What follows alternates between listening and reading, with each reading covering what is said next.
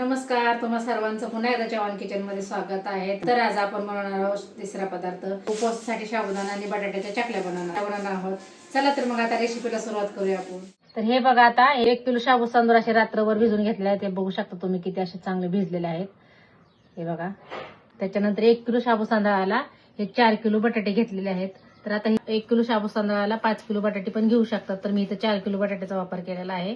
आता जास्त जर घेतलं तर मग तळताना आपले बटाटे करपते जरासं, म्हणून प्रमाणातच पाहिजे. 4 किलो किंवा 5 किलो 1 किलोला बस होतात.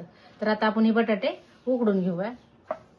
तर आता हे बघा, मी टोपामध्ये उकडून घेत नाही बटाटे, कुकरला पटकन होत्या म्हणून मी 2 वेळा कुकरला लावणार आहे. छोटासाच कुकर होता, जेवढे बसतील तेवढे त्या कुकरमध्ये आपण बटाटे टाकून घेऊया. टाकल्यानंतर त्याच्यात पाणी ओतून उकडून घ्यायचं.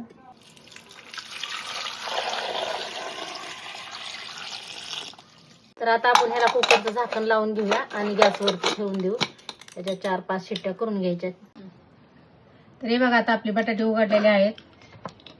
हे बघा, चांगले असे उकडले. आता त्याच्यात थोडंसं पाणी टाकून येते. गरम आहेत बटाटे, तर त्याच्यात थोडंसं पाणी टाकून घेते, म्हणजे आपल्याला साल्ट काढताना पोळत नाही.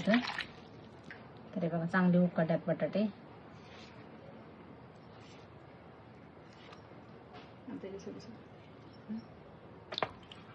तर सगळे आता ह्याची बटाट्याची साल काढून घेऊया आपण.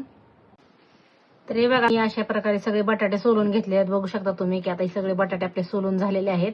तर आता ह्याला आपण मॅच करायचं, नाही तर मग असं खिसून घ्यायचं, कारण थोडंसं जरी असं बटाटा जारसं राहिलं तर मग आपलं शेवग्यातनं पडणार नाही. तर आपण मी ह्याला खिसून घेणार आहे. त्याला हे मोठा स्टोप घेतलेला आहे, कारण ह्याच्यात आपल्याला शाबू तांदूळ किंवा बटाटे सगळे बसतील, एकत्र मिक्स करायला येईल म्हणून ह्याच्यातच खिसून घेते. आता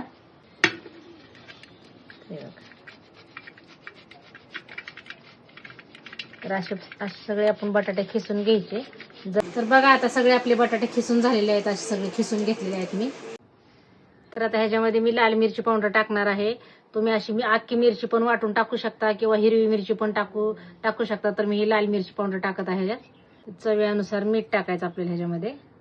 आणि आता हे सगळं आपल्याला हाताने असं मिक्स करून घ्यायचं, किंवा तुमच्याकडे जर मॅचर असला तर मॅचरने मिक्स करून घ्यायचं. पण हातानेच घ्यावं लागतं, कारण एक जीव झाला पाहिजे ना, कारण आपल्याला शेवग्यातनं पिळलं पाहिजे. असं सगळं हाताने कालवून घ्यायचं. ते बघा, अशा प्रकारे सगळं असं हाताने मिक्स करून घ्यायचं. असं हाताने मिक्स केल्यानंतर मग आपला सगळा एक जीव होतो आणि अशा आपल्या चकल्या अशा तुटत नाहीत. सगळं असं चांगलं मिक्स होतं. पण मॅचरने पण मिक्स करून घेऊ शकता, पण एवढं हातासारखं त्याने होत नाहीये, म्हणून असं हाताने चांगलं चुरून असं चांगलं पीठ मळल्यासारखं मळून घ्यायचं. म्हणजे मग चांगला असा एकजीव होतो. शाबू तांदूळ पण चांगले चुरले जातात आणि रात्रभर चांगले भिजले. तर जास्त पाणी टाकलेलं आहे त्यामुळे शाबू तांदूळ पण चांगले भिजलेले आहेत. तर हाताने थोडेसे असे फुटतात, म्हणजे मग आपली चकली तुटत नाही. तर हे बघा, आता चांगला असा एकजीव झालेला आहे. सगळं मिक्स करून घेतलेलं आहे. तर आता हे मिक्स झालेलं आहे. तर चला, तर आपण आता चकल्या पाडून घेऊया.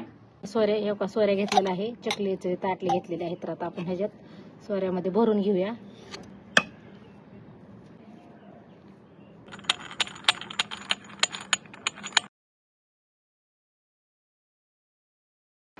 सगळ्या आपण चकल्या अशा करून घेऊया. त्याला चांगलं मळायला लागतं, नाही जर मळलं तर मग असे तुकडे होतात. हे बघा, बघू शकता. हे बघा, छान अशा सगळ्या गोल गरगरीत चकल्या येतात. हे बघा, आता मी अशा 2 ते 3 दिवस चांगल्या अशा कडकडीत उन्हात वाळवून घेतल्या. ते एकदम अशा कडक झालेल्या आहेत. बघू शकता तुम्ही. तरी बघा, बघू शकता की अशा कडक चांगल्या उन्हामध्ये वाळून घ्यायच्या, म्हणजे मग आपल्या वर्षभर टिकतात. आणि मध्ये पॅक डब्यामध्ये भरून ठेवायच्या. बाहेरची हवा गेली नाही पाहिजे. जर बाहेरची हवा गेली तर मग आपल्या चकल्या नरम पडतात तळताना, मग तळल्या जात नाहीत. तर आपण हे अशा वर्षभर टिकतात, 1-2 वर्ष टिकतात. जर पॅक बंद तुम्ही डब्यामध्ये ठेवलं तर 1-2 वर्ष टिकतात. तर चला, तर मग आता ह्याच्यातले मी थोडेसे चकल्या तुम्हाला तळून दाखवते, किती आपल्या फुगत्यात, कशा होते ते तुम्हाला मी तळून दाखवते.